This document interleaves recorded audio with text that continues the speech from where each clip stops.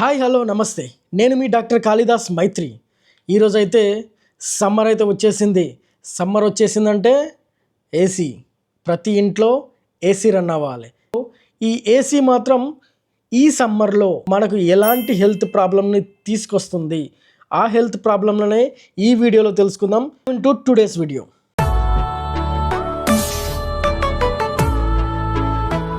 So friends, summer అయితే వచ్చేసింది. ఈ సమ్మర్లో దాదాపు ఏ ఇంట్లో చూసినా కూడా ఏసీ ఆన్ అయి ఉంటుంది. అన్ని ఇళ్లలో ఏసీ ఏసీ ఏసీ. అయితే ఈ ఏసీ వలన ఎటువంటి హెల్త్ ప్రాబ్లమ్స్ అయితే మనకు వచ్చే అవకాశం ఉన్నాయి. సో ఇప్పుడు నేను చూస్తున్న పేషెంట్లు ఎవరు చూసినా దగ్గు, జలుబు, సోర్ థ్రోటు ఇలాంటి సిమ్టమ్స్ తోటి అయితే వస్తున్నారు. సో ఫ్రెండ్స్, చాలా సందర్భాలలో ఏసీ అనేది మనం చాలా రోజులుగా ఆన్ చేయకుండా ఉండి ఇప్పుడు కొత్తగా ఆన్ చేయడం జరుగుతుంది.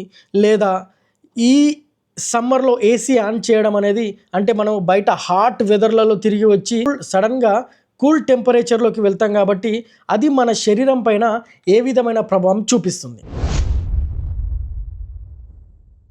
సడన్గా మనము హాట్ టెంపరేచర్ నుంచి కోల్డ్ టెంపరేచర్ అంటే బయట ఎండలో నుంచి ఎప్పుడైతే ఏసీ రూమ్లోకి మనము షిఫ్ట్ అవుతామో అప్పుడు మనకు హెడేక్ వచ్చే అవకాశం ఉంటుంది.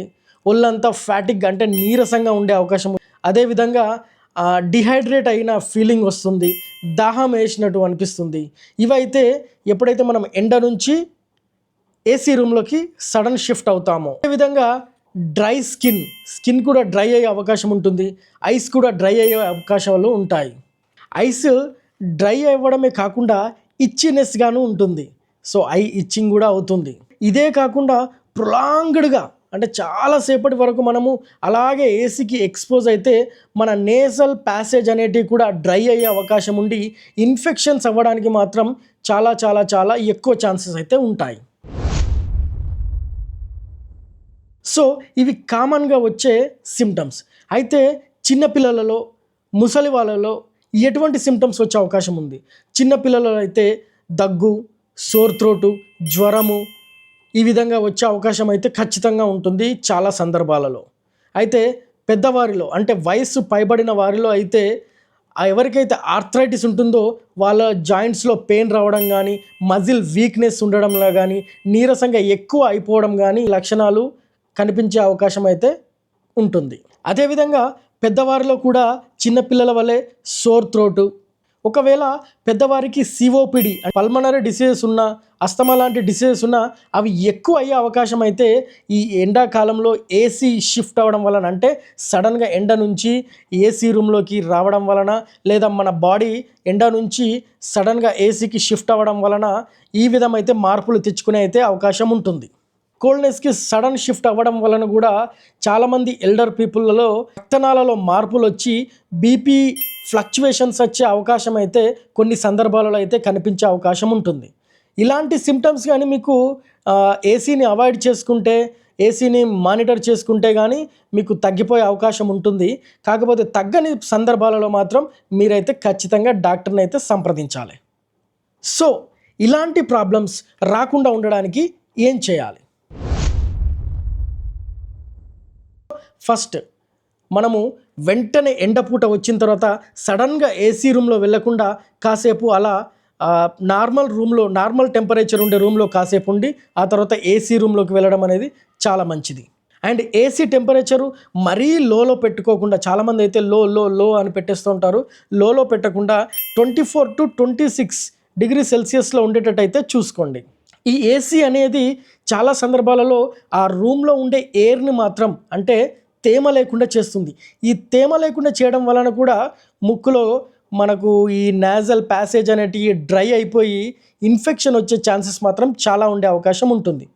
మీరు మీ ఏసీని అయితే హ్యూమిడిఫైయర్లో పెట్టండి.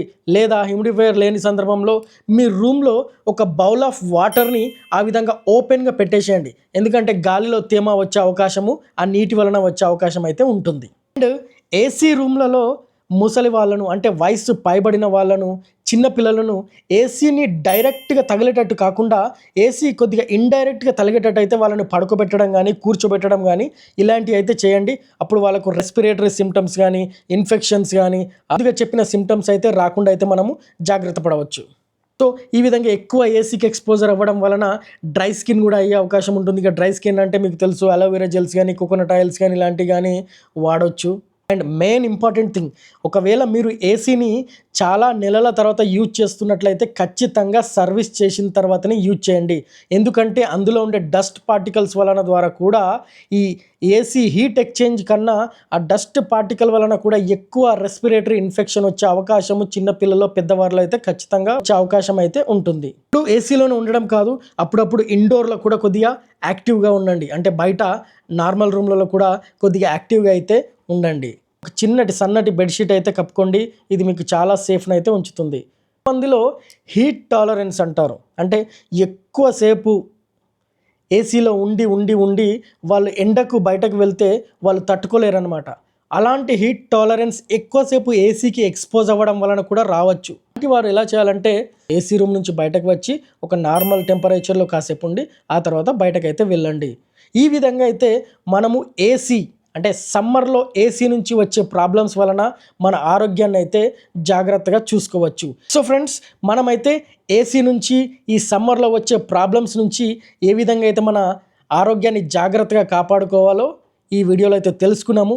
నచ్చితే కానీ ఖచ్చితంగా సబ్స్క్రైబ్ చేసుకోండి, లైక్ చేయండి అండ్ షేర్ చేయండి. ఇలాంటి ఇన్ఫర్మేషన్ ఇంకొకరికి చేరడం కూడా చాలా చాలా చాలా అవసరం కాబట్టి. So this is your doctor Kalidas Maitri signing off.